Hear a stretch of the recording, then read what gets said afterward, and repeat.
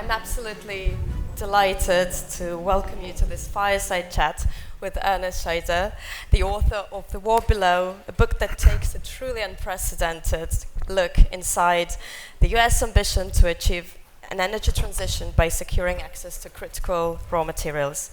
Ernest, first of all, congratulations for the hard work. Congratulations on the book.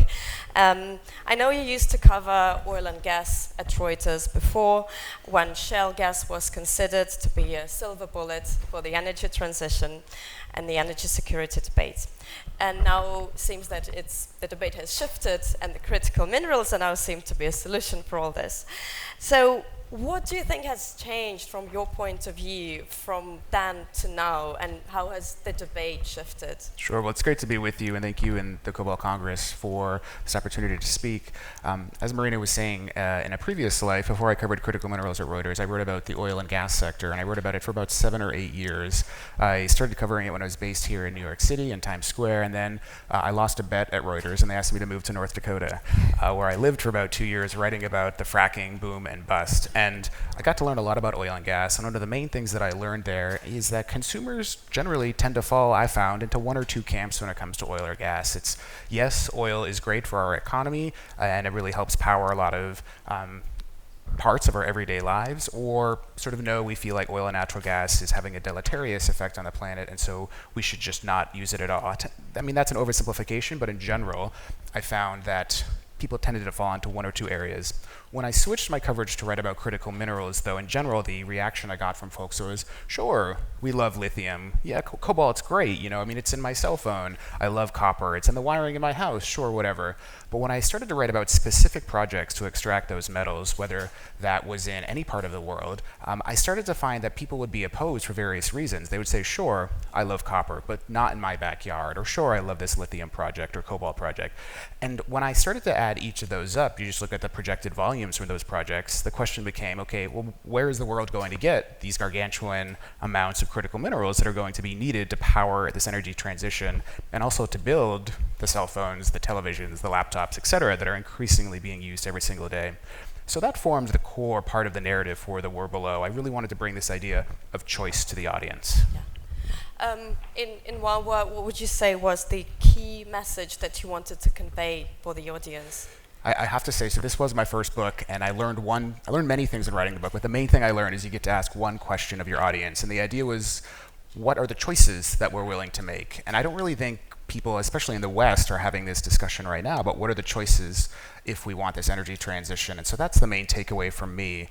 And I think it was 4 years ago this month, Marina, that the global pandemic really was escalating, and folks across the world, especially in the United States, realized that masks weren't made in the United States, the most sort of basic yet essential piece of medical equipment that defined much of our lives, really, for years. Everyone was wearing them. And I think that started to wake up the collective consciousness to this idea of supply chain, which can be a bit of a sleepy topic, I'll grant you, but where stuff is built matters. And folks started to think through, okay, well, if we don't make masks here, then what else don't we make in the United States or even in the West? And should we be making more of it? And so I think you're starting to see in critical minerals a realization that if critical minerals are part of the conversation around climate change abatement, does it not make more sense to have more regional or local production near the final area of consumption? And so you're starting to see some host governments around the world, especially in the United States with the Inflation Reduction Act, start to have that conversation more. Because if having an electric vehicle, for instance, is part of helping the climate. If minerals start in one place of the world and then are processed in another part of the world and then are put into a cathode in another part of the world and then are put into a battery pack in another part of the world and then shipped to your driveway, that's a really long route, so is that better for the planet than a conventional fossil fuel powered car? I mean, I think we'd have to do the calculations there, but certainly on transportation alone, the answer does not seem promising. So these are the things that I really wanted the audience to think through more. Yeah, thank you. Just picking up on the energy transition, it feels that, as we've been discussing today, there's a lot of political ambition from the US to develop value chain domestically. Well, there's a lot of, like you say, not in my backyard sentiment at the same time. So in your view, what should be done to develop that value chain in the US? Well, I mean, part of it is people need to have a better understanding, I think, of what exactly mines do. And I think that I realize that that's an oversimplification, but I think oftentimes people just say, gosh, I don't want to mine, but I do want to show up to a store and buy my cell phone, or I do want to show up to a store and buy my laptop, and sort of not thinking through. And so the time and time again, when I reported out the book, I learned that people didn't have a full understanding of what mining does. I mean, most of the things in this room right now either were mined or farmed. And I don't think people sort of fully think through that the reality of those extractive industries. And in the United States especially, there is a huge disconnect on the policy front. The law that governs hard rock mining in the Western United States has been around since 1872. That's the years just after the US Civil War. The law really hasn't changed too much since then. There's been some minor changes to it, but in essence, this is a piece of legislation that never imagined electricity, let alone electric vehicles. And the law was designed to expand, from a population perspective, the US West. And anybody that's been to Denver or to Phoenix anytime in the recent past knows that those parts of the US West are very well developed. And so you've got right now a piece of legislation that the mining industry itself, as well as conservationists and academics and many others, nobody really likes this piece of legislation because it's not fit for purpose for where we are right now. So I heard that time and time again, is that we need to have an updated mining law here in the United States to really give people certainty. I also found that people felt in a paradoxical way that the US was not a stable mining jurisdiction. And this was a quote from a senior executive at a company that would like to develop a cobalt, copper, and nickel project in northern Minnesota.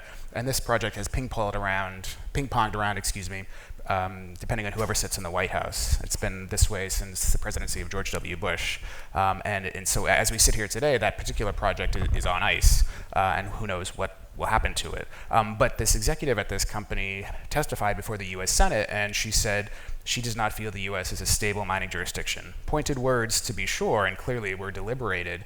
The irony, and I included this in the book, was that the very same day that that testimony took place, President Biden invoked the U.S. Defense Production Act, which allows the government to sort of marshal the mechanisms of the Pentagon and other agencies to increase production of certain products, and he focused the DPA on increasing critical mineral production. So it seems oftentimes, and I cite several examples in the book, where one hand of the US federal government does not necessarily know what the other part is doing, or is working at odds with each other. And so having a whole of government approach was another thing that I heard time and time again as I was reporting out The War Below. Thank you.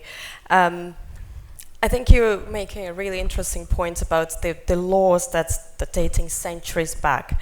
At the same time, the US is getting engaged into a debate that's very modern, that's new, but it's a value chain that's been developed decades ago, that's quite established. We've seen pieces of legislation like the Inflation Reduction Act. This morning, Under Secretary Fernandez were talking about the Mineral Security Partnership. So the initiatives are really coming in. But at the same time, we're also seeing developments from other countries that want to get into this race, Saudi Arabia, Europe, well, this whole competition with China. So I wanted to ask you, in your view, what's the competitive advantage of the United States? Well, I think right now the Inflation Reduction Act certainly has sparked a lot of development across the world for a whole host of critical minerals, and you see manufacturers line up to invest in projects depending whether or not they actually are IRA compliant. I think there's going to be an interesting area to explore for cobalt. I mean, one of the panelists earlier today had shared data that only 8% of the world's cobalt production next year is expected to be IRA compliant, which is sort of a startling number when you think about it. But I think sort of broadly on a holistic level, the IRA has definitely helped the world sort of fall into one or two camps really around critical minerals. And so we're starting to see, as I said, manufacturers line up their funding based on that. But the US, of course, is just one country, and so we're starting to see, of course, China's Belt and Road, battery passport in the European Union, and other host governments. And I think this gets at this idea that we were speaking about a few minutes ago of regionalization. Are we going to start to see maybe not just countries do what's best for them, but different regions of the world, certainly Europe being a key part of that. I mean, right now, Eastern Asia, of course, is a huge hub for battery production technology. The United States, with the IRA, and other pieces of legislation, is trying to move in that direction. We're starting to see some countries in South America talk about trying to increase not only extraction but also midstream production and processing and cathode facility production as well. So where will that pan out? But I think you're starting to see this rush across the world. And one of the points that I drilled down on, if you'll forgive the pun in the book, is that if the United States does not produce more of its own critical minerals, it's going to have to jockey on the world stage with all these other countries for supply. And there's only a finite amount of supply, of course, and there's only so much that can be produced each year. We know that recycling, of course, has a huge part in the critical mineral supply chain. But if you don't produce more of the minerals that you need domestically, then that means you're just going to have to compete with everyone else in the world. And that obviously tends to be a much bigger pool, and it's going to be harder to compete. And it's a fierce competition as well. Yes. Not that competition is bad, but you know, if you want to build stuff, you need stuff. Precisely. I wanted to focus on cobalt Yes. for a few minutes. So we feel as in the Cobalt Institute and cobalt industries that, well, in recent years, cobalt has a lot of international attention due to its role in the energy transition, so many things are scrutinized. I wanted to ask you, so what was the most interesting thing you learned about cobalt while writing the book? I think the thing for me, I mean, I live and breathe critical minerals every single day, as do you, Marina, but I think just realizing that folks understand perhaps the least about cobalt as to the other 5 groupings of critical minerals that I explored in the book. So I explore lithium, copper, nickel, rare earths, and cobalt. And the reason that all 5 are not in this subtitle is because it would just be too wieldy. You know, the war below, lithium, copper, cobalt, nickel, and rare earths, it just doesn't really slide off the tongue as easily.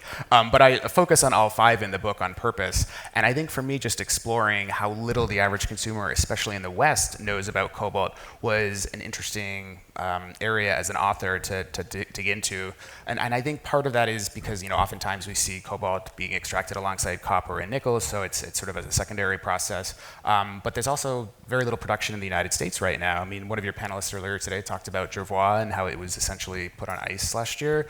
And so it's not as much in the collective consciousness of the United States as, say, copper mining or coal mining, which were probably the 2 biggest mining or extractive industries in the United States right now.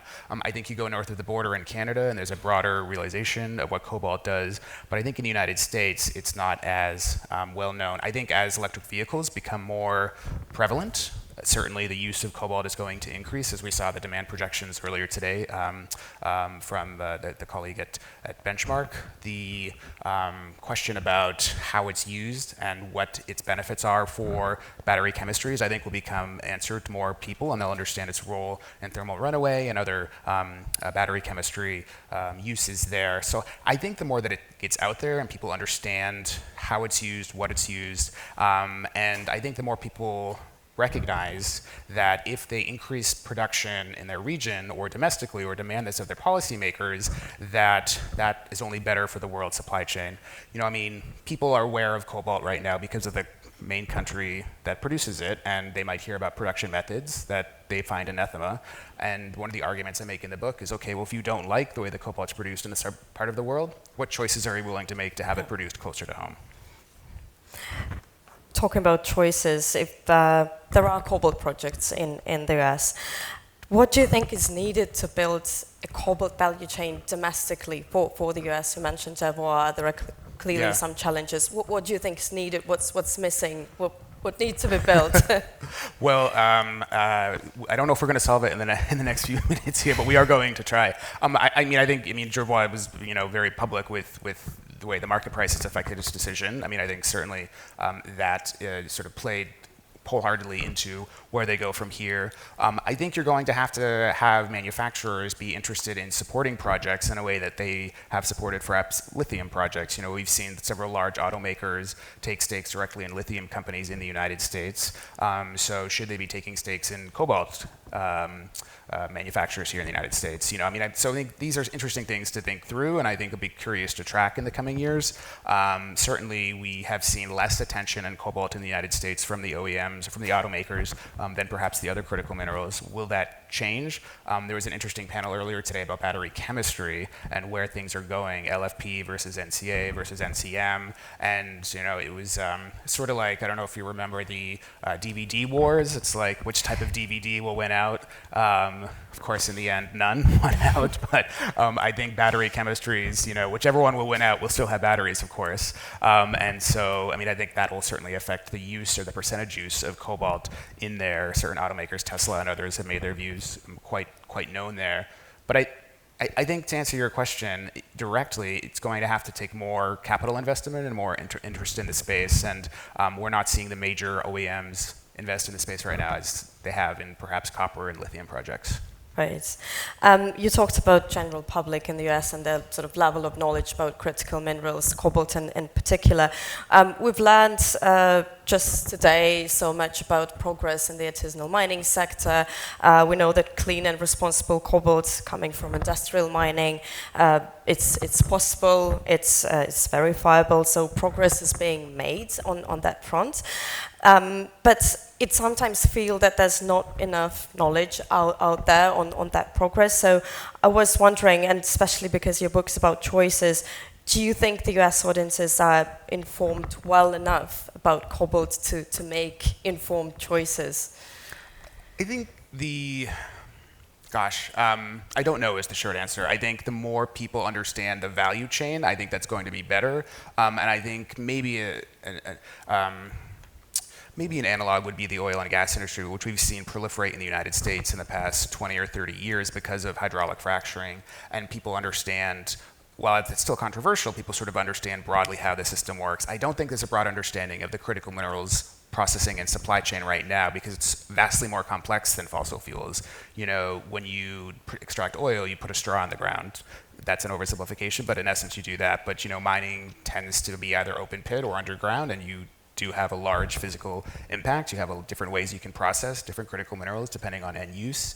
Obviously we were talking about battery chemistries. And so I think that the more people understand what's at stake here, and also understand that they as consumers have a role to play. I really wanted to take my opinion out of the book, and so when you read the book, you don't figure out one way or the other what I think about mining, but I do say loud and clear to the reader that you need to be making a decision about where you want critical minerals being produced. And if you don't like how cobalt is produced in one part of the world, well, are you comfortable with having a mine, say, in northern Idaho, and being there to produce cobalt? And so yes, to have cell phones, lights, televisions, etc., requires mining. And so what are the choices by which we're going to explore mining? I have a chapter in the book that looks at mining standards, because I didn't want the reader to sort of be left with this, oh gosh, the sky is falling, everything's horrible, like how are we actually going to mine? Because there's huge conversations, as you and others at the Institute were describing earlier today, around certification schemes, around mining standards, and what are the best ways to mine. And there's active conversations across the industry and really the world that investors are getting involved in, policymakers, indigenous groups, and others, around what are the best ways to produce cobalt and copper and nickel. And I think that's an interesting part of the conversation here as well that more people should be aware of. Definitely. I really like that point of choices, of making the choice and how important it is to ensure the green energy transition. And so what do you think should need to happen for us to be able to make these choices? What does the government need to do? I really like the Apache case that you mentioned in the book, where there's public opposition to certain mining projects. So what does the society need to do? What needs to happen to move on? Yeah. I'll tell you, the number one question that I do get, and I alluded to it a few minutes ago, is what is your opinion, Ernest, when you look at the book as a finished whole? Like, what do you think about mining? And I always stop people and I say, no, my opinion doesn't matter. I had this question on my list, but then I spoke it out because I knew you didn't want to answer. Well, it's not that I won't answer or don't want to answer, but I think I sort of reframe the question a little bit, and I say to the reader, I say, okay, you are a voter, you are an investor, you are a consumer, you are many things, and what you think certainly matters. And so by demanding of policymakers what you think should happen, like that has a vastly more positive impact on this whole supply chain. We can talk about not wanting to have cobalt produced at certain standards in parts of the world, and we can say that that's anathema.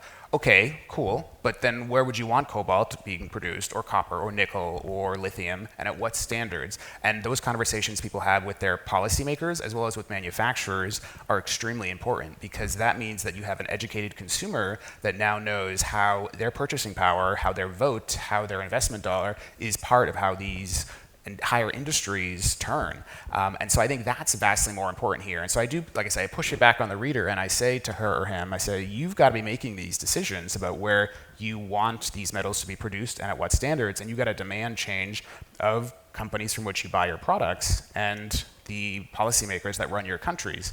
At the end of the day, this is a book about people and community, because people obviously live on the front lines of these mines that are directly affected by it, but we also obviously use all of these metals and minerals that are produced by these projects. And so this is not a book about numbers or hard data or sort of geology or investing. It's a book about the people that live at the front line of these choices, and how we as everyday consumers affect those choices.